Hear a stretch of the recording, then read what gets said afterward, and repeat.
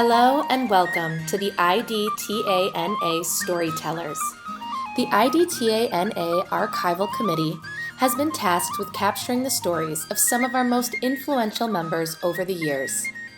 Our committee's goal is to gather these stories to benefit our organization's teachers, families, and dancers, and to preserve North American Irish dance history for generations to come, honoring those who came before us and ensuring their names are not lost for those who come after us.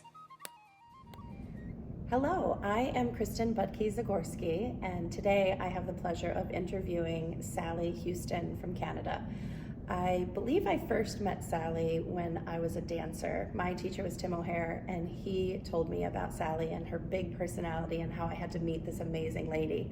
And ever since then, she has always been a good friend of mine and always checked in with me. My husband is in the military, and Sally always had a soft spot for the military, and she would always check in with me when my husband was deployed, and just as a really true good person and a good friend. So hello, Sally. Hi, Kristen. Thank you for agreeing to do this. We have a few questions to get to know you and your history to add to our amazing IDTANA archives. So first of all, where are you from? I am from Ballymena, County Antrim in the north of Ireland, but not actually in the town. I grew up in the country outside Ballymena. And how did you get involved in Irish dancing? I came out of primary school one day and my mom told me I was going to another school tomorrow because there was a lady coming to teach Irish dancing and I was going to learn Irish dancing. I had no idea what Irish dancing was. However, that was just how it was in those days. Excellent.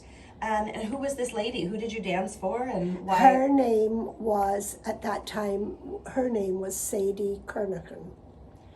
And the first day at this new school for me, when we came out of class, she was waiting in the hallway after the school hours.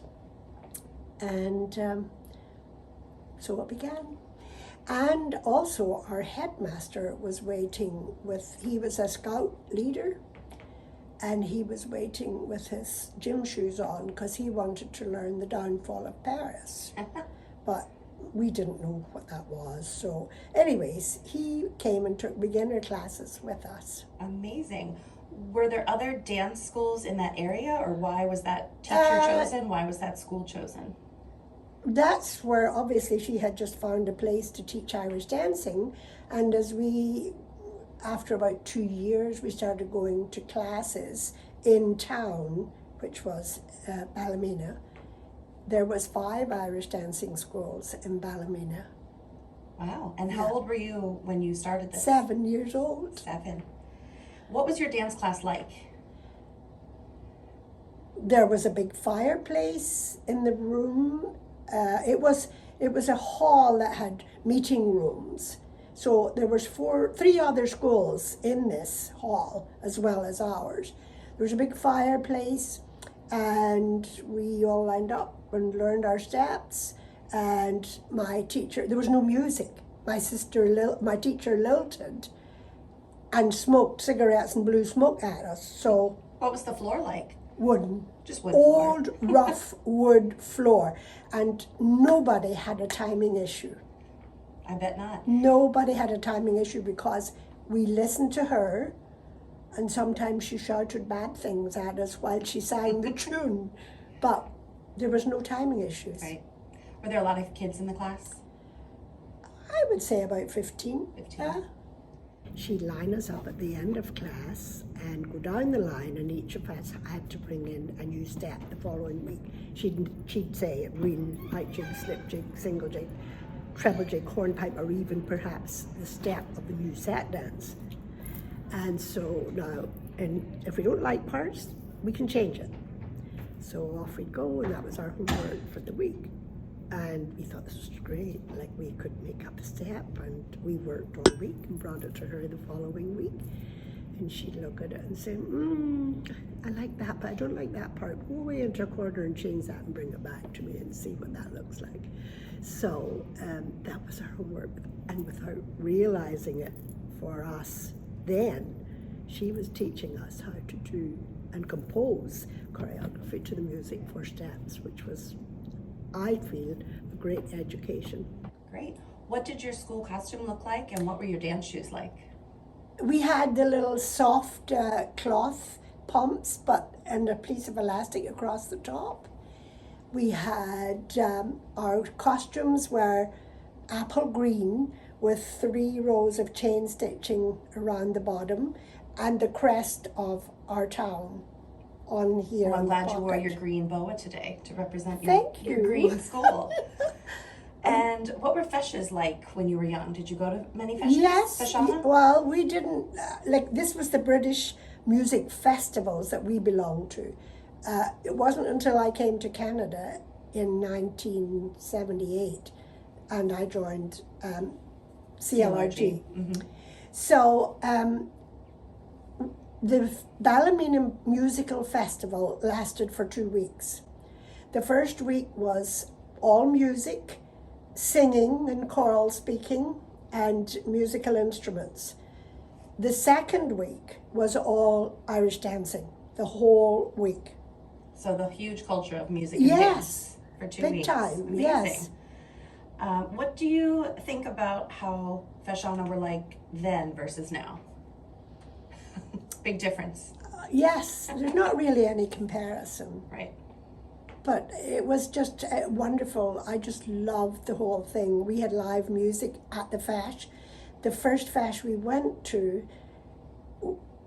we had to bring extra money to pay a musician who rode his bicycle to our class with his fiddle strapped to the bar of his bicycle. Amazing. Wonder if any fiddle players would do that nowadays. I doubt it. What were some of your competitive achievements or milestones in Irish dance? So as a dancer? I have to tell you one story. At the beginning, in the first fash I went to, there was over 100 in the competition, and it was confined to 11 miles radius of our town. Then the open competitions were the rest of the week. So we had a judge from Dublin, whose name was Mr. George Leonard, who has since passed on. So this was the first time we'd ever been inside our town hall, and the dancing was in the middle of the floor. So I did my reel, and he had recalls, and I got a recall. Yay. And from that set of recalls, he had another recall. And my mum went to my teacher when my number was called again. My mum said to my teacher, "For God's sake, would you tell her what she's doing wrong? Because he keeps bringing her back to do it again." She didn't realize it was a good thing. She didn't. And I won the competition. Good for you. And she was fit to be tied. She just didn't know what to do. My mum was just beside herself. Oh, that's a good story. Well, she was a very shy person, my Yes. mom. So did you do solos and teams? We did, yeah. We did 2s and 3s and 6s, and we didn't have an 8-hand at that fash, but yeah. Excellent. Did you have a favorite Kaylee that you'd love to do as a dancer? We weren't ever encouraged to have favorites. We just did what we were told. Very good. Were there any Irish dance trends that stood out to you over the years, and what is your take on these trends? Irish dance trends. Maybe costumes or styles, different... No, we had a step. We had a slip jig step with 5 cross keys at the end of it. Oh, I love cross keys. One after the other at the end, and we had to have those cross keys. Cross keys, yes. They had to be done properly. Did you have a lot of rocks as well? A lot of rocks. Rocks. Yeah, rocks. Rocks were easy. Like, we knew that you locked that rock and that was it. Lock the rock? Yeah. That's a good Yeah. phrase. Yeah. Very good. Did you ever feel at a disadvantage or advantage being in North America versus Ireland? No, I love Irish dancing. Wherever and however people are trying to do it or whatever, I just think it's a wonderful, wonderful thing to have in your life. Great friends. The best. The abilities the ability of Irish dance and the abilities are endless. You just, once you get in that groove, I just think you're like 10 feet above the ground. It's a great feeling. Yes. Okay, tell us about your teaching. You said you have started teaching in class with your teacher. Yes. And then when you moved to Canada and started teaching on your own. So when we turned like 14, we were made teach the beginner class. We had no choice. And It was required. I hated it. I hated it. And the best part about the beginner class on a Saturday morning was at the end of class we used to do our 1, 2, 3s to nursery rhymes. Oh, excellent. Here we go round the mulberry bush. That was your 1, 2, 3s in a circle, right? So that was the part I looked forward to the most. The nursery end rhymes. of class, the nursery rhymes and the 1, 2, 3s. So then we moved to South Africa in 1975, and Kim was 8, maybe. My eldest daughter was 8, and I taught her a slip jig while we were there. It wasn't. Didn't have 5 cross keys in it? No. It was her first slip jig. And Carrie was just 1 year old at that time, so she was just walking. And so after about a year and a half there, almost 2 years actually, we came back to Ireland because apartheid was big then, and I just didn't want my kids growing up with those feelings. So we came back, and then at that time, my husband, we had tried to get to Canada. So we eventually made it to Canada, and we weren't there very long when I received a phone call from somebody who said that they'd heard I taught Irish dancing and they wanted their kids to come to me. So within 2 weeks, I had about 20 kids in the basement of our house. Good on you. To teach in Calgary. And so from there it just grew. I know so many teachers have started in their basement or garage. Yeah. Or local And church. I didn't know. And the funny thing was, that was in March or April, and the following September, I had written a letter to Thomas Farrelly because I'd met him several times. And who was Thomas? Thomas Farrelly was the chair of CLRG. At the time. So I'd written to him because I knew him and had met him several times, and asked him if I could join CLRG, and absolutely he welcomed me and said, you know, the first opportunity that you have to take your TCRG, that's fine, you can get conditional registration for now. So we entered kids for my first fesh in Calgary. And what year was this? 1979, I believe, and it was held in the basement of the Jubilee Auditorium. And I remember my kids were dancing and they all did really well. And I was leaving. Dan Armstrong was one of the judges. And I knew Dan personally. I met Dan when we were both 23. Oh. And because he did a class fesh for us in Ballymena.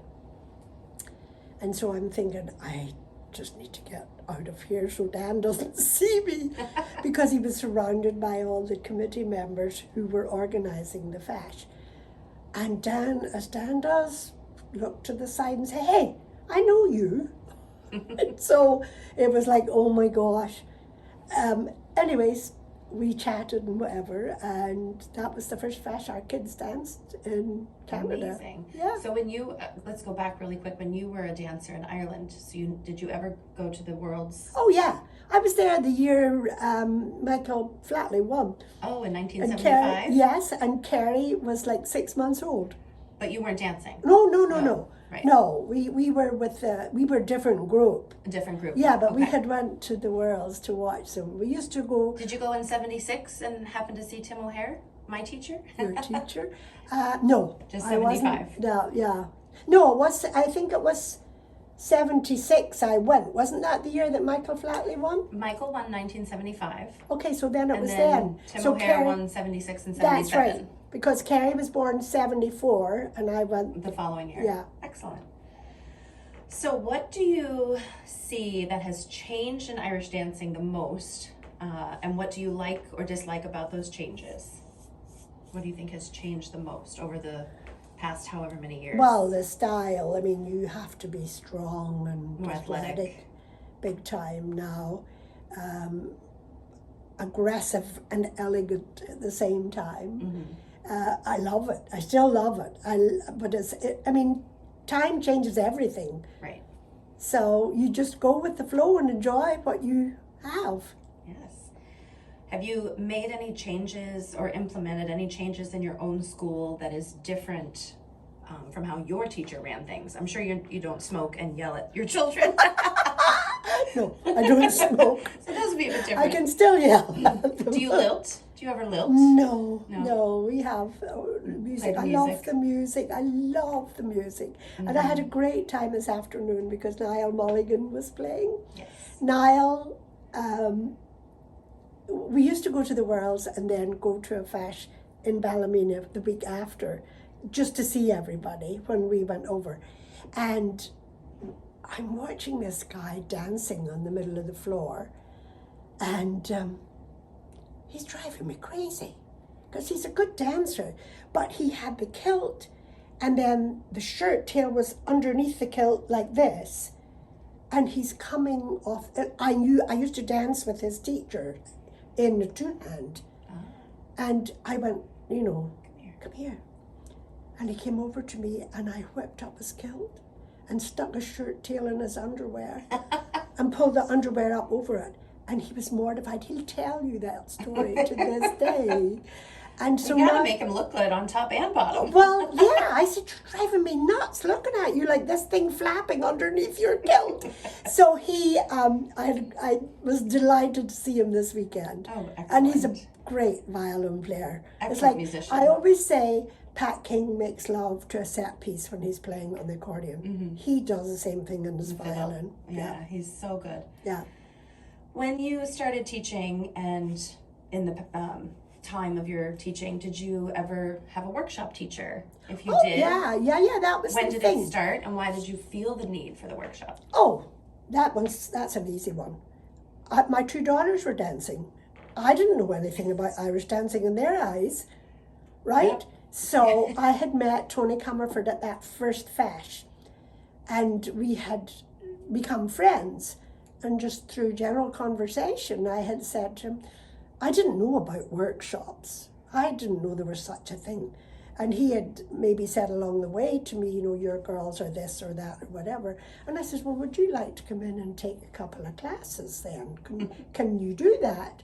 So he did our first workshops because my girls wouldn't talk back to him, but they would talk back to me. It's amazing how children of dance Isn't teachers it, though? think they know more than teachers. Absolutely, yes. I think they know more than their parents. Yes, but that's a normal thing, isn't it? It's very normal. Yes.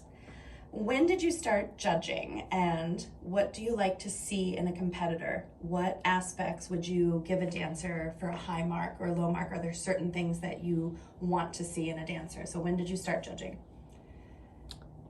Geez, I don't Approximately. remember. 80-something, 1980 somewhere. Okay.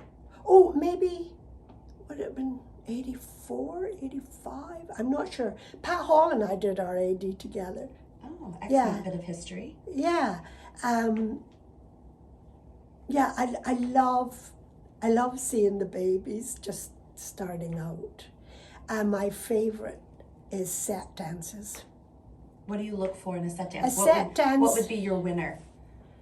Well, like obviously, you said, Pat King makes love when he plays the music. he makes love to the piece. To the piece. Is there a piece of music. dancer that The dancer shows the love who of the will music? have the elegance, the style, the grace, and the stamina to take her from the beginning to the end, as she started the first 4 bars on her right foot. Right. Do you prefer And the interpretation of the music? Yeah. Yes. Musicality. Absolutely. Yeah. Do you prefer a reel or a slip jig? Slip jig. Slip jig, treble jig, or But I hornpipe? don't like a slip jig that's done like a reel. Right. I'm from the north of Ireland, and that has a special elegance. Yes. And do you prefer treble jig or hornpipe? Hornpipe. Very good. All right. What what would you like to be known for in Irish dancing? So many things. I am just me. I love Irish dance. Yeah. Just like I love John Wayne, I love Irish dance. I don't need to be here this weekend. This is my birthday present to myself. Just to come to the Western US Oireachtas, Oh. because it's always been a lovely weekend. Yesterday, all those adult competitions, magic. Very good. And the hall was packed. The music was, I love the music. The music was brilliant. Do you want to be known as the funny lady? God, whatever they want to call me. Now, tell us about your family, and did you have another career or job other than Irish dancing? And what was it like having a family and Irish dance school? Well, I still danced. I didn't have an Irish dance school in Ireland. I was teaching a hornpipe step on Thursday night, and Kim was born on Sunday night. Good woman. That's why you like stamina. Yeah. And then I was back 2 weeks later, and that was just how it was. Did you bring the kids to class? I brought her and her little baby carrier? Yeah, and she was setting the table, and that was just how it was. So how did you balance all that with meals and kids going to school, and did they have other activities? Well, they weren't at school, so that was my first child, and so. But as they grow and went yeah, to school, you just balanced looking after them, and. Did you have help? Did you have No sitters, no nannies? No. And I baked 3 or 4 times a week, and we had class on a Wednesday night, and I was always at class. I'm no babysitter, I just took one with me, and I still danced. We did senior figure and senior Cayley. Nobody quit. It wasn't adults. We just kept on dancing. Right. That's amazing. And how many children do you have? 3. All girls? 2, a boy in the middle. A girl, a boy, and a girl. Mm-hmm. Excellent. Is there anything that you would like to see for the future of Irish dance? Just keep it going, girl. Just keep it going. Yeah. Well, thank you so much, Sally, for this interview. It was amazing to hear your story and to learn about you as a person, as a dance teacher. And I hope that everybody enjoys this interview. Thank you. Thank you very much. Thank you for having me.